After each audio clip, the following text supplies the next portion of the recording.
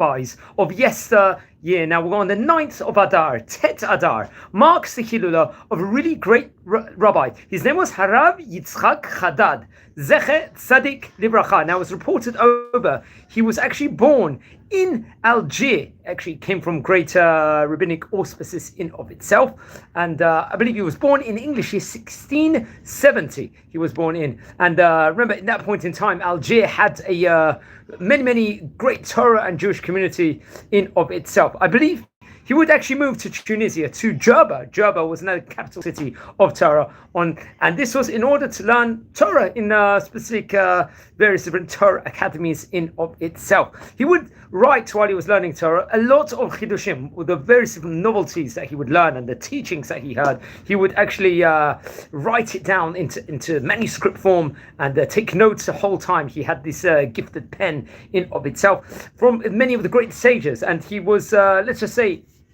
at that point in time, there was many great sages in Tunisia who he learned from, and he was among one of the first rabbis that would have his books printed among the galaxy of Rabbanim that were actually from Jerba in of itself. Now it's reported over that his younger son, who we're going to speak about in a minute, Rabbi Abraham, would establish a synagogue and dedicated actually a special room, a cheder over there, for his father, for the great Chacham, in order which he could delve into Torah and study in a high level in of itself. Now he was among his children, he had, I believe, 3 boys, it was reported over, including Rabbi Abraham, Rabbi Yaakov, and Rabbi Shimon. And he had many great, let's just say, Rabbonim at that point in time. It was a time period in Tunisia of great Chachamim, a Torah galaxy and Torah flourishing. Among his Rabbonim include the Rab Abraham HaKohen and Rab Nisim Kayat. These were great rabbis of that specific day. And later on, I believe in the year Hey Tafkuf Tet Vav, he passed away. Now that would have been in English year 1755. So he lived approximately 85 years of age. Now I believe he passed away. It was on the 9th of Adar. He passed away.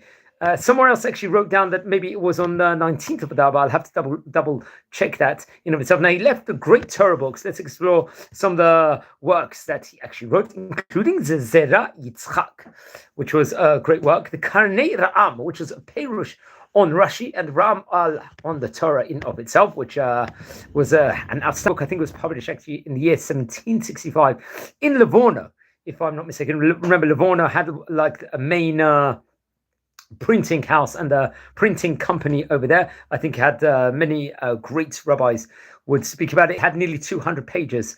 This book had the Karnei Re'im. And another great Torah work that he actually wrote was the Toldot Yitzchak, which was Chidushim Al-Hashas, teachings with regards to Talmud Bavli in of itself. Once again, this was printed in Livorno in the year 1762. So this would come out about 7 years after he passed away. It was based on Talmud Bavli, the various different parts of the Masechtot inside the Gemara, respectively. It was obviously he was one of the great rabbis of Jerba, so many people were printing their books in Livorno in Italy at that stage in time, and which was I believe this book in of itself was quite a large one with 373 pages actually, which is from the Hebrew books library description. So it was a very large book in of itself, and it was various different chidushim on it, which I would recommend everyone to look into. So friends, over here, it's his Hilula here on the 8th, the 9th of Adar. There's varying, let's just say, opinions with regards to that. For example, just some of the teachings that he would actually teach